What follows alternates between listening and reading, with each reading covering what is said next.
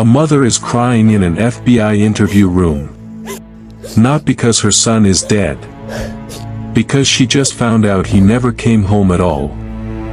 The boy's sleeping in his old bedroom for the last 5 months. Different eye color. Different accent. Even his own ears were shaped wrong. And the family knew. They dyed his hair to match. They coached him on inside jokes. They called him by his brother's name at dinner. This is the story of a 23-year-old con artist who convinced an entire American family he was their missing son, and the FBI agent who caught him by staring at his ears.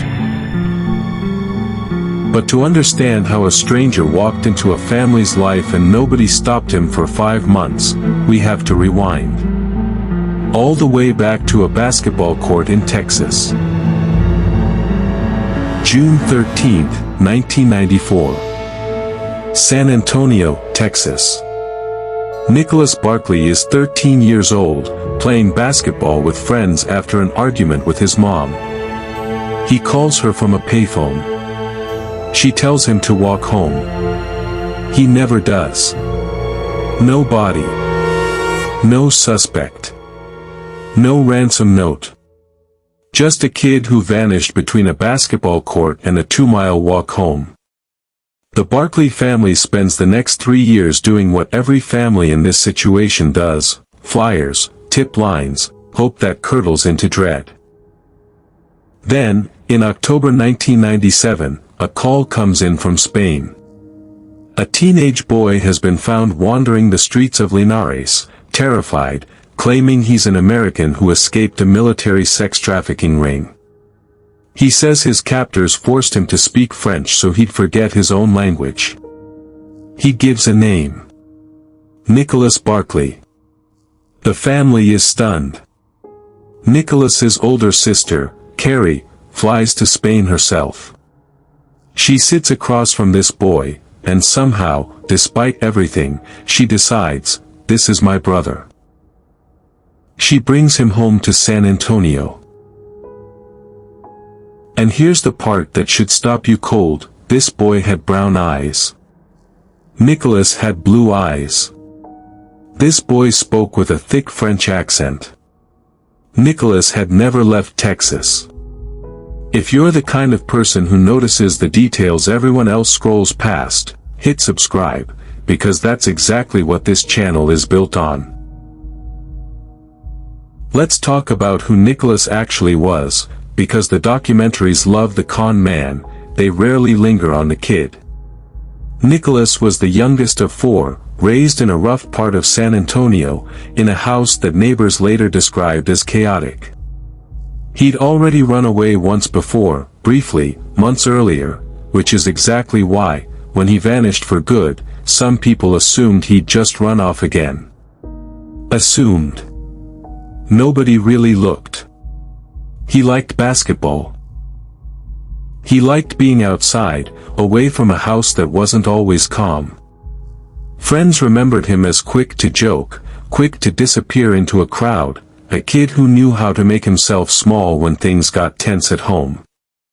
That detail matters more than it seems. Because the man who later claimed to be him didn't build a fake identity out of nothing. He built it out of a boy who was already, in a sense, easy to lose. A family already stretched thin. A missing persons case that had already gone cold and quiet. Nicholas Barclay has never been found. Not then. Not now.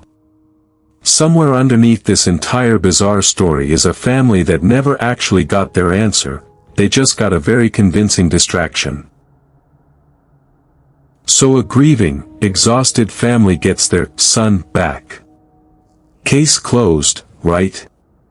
Except one FBI agent looked at a photo of this kid's ear, and everything fell apart.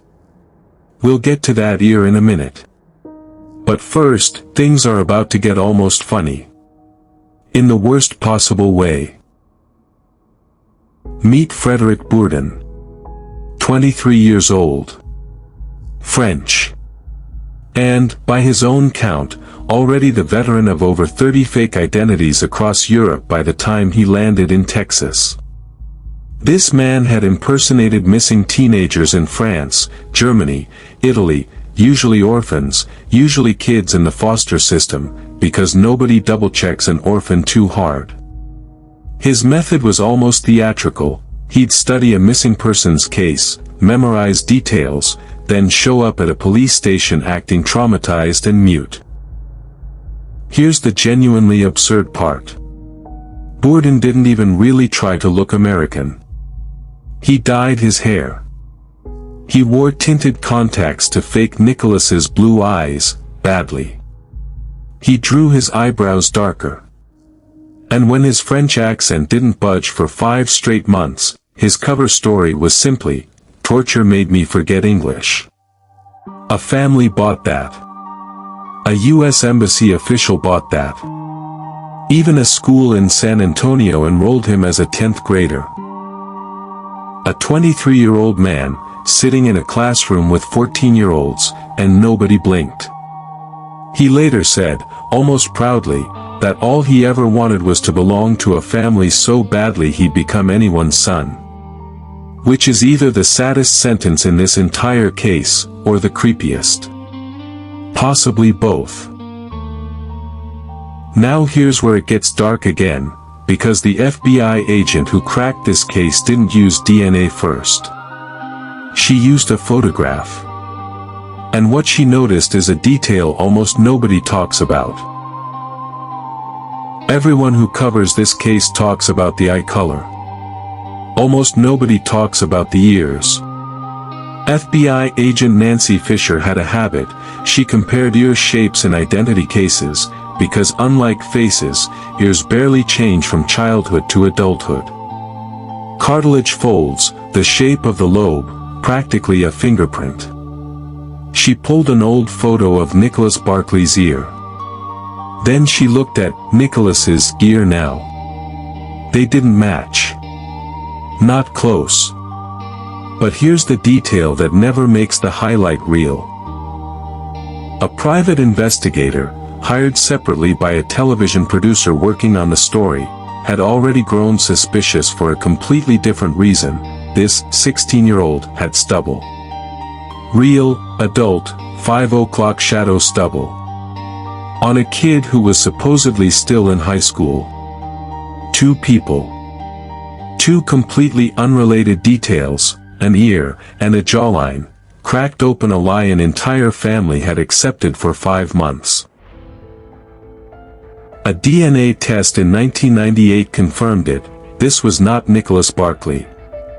Frédéric Bourdin was arrested, convicted of perjury and passport fraud, and served 6 years before being deported back to France, where, disturbingly, he kept impersonating missing children for years afterward. And that mother in the FBI interview room from the very start of this video? She's Nicholas's own mother. Sitting there, being told the truth, months after she'd already welcomed a stranger into her home and called him by her son's name. The real question this case leaves behind isn't, how did a con man pull this off?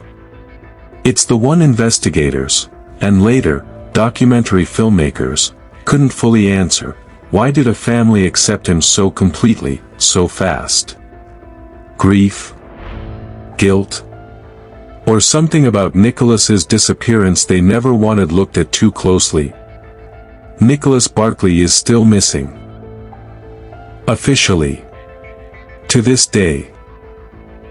If a total stranger could walk into an American family's house and live there for 5 months as their missing son, what does that tell you about how easily we believe what we want to believe?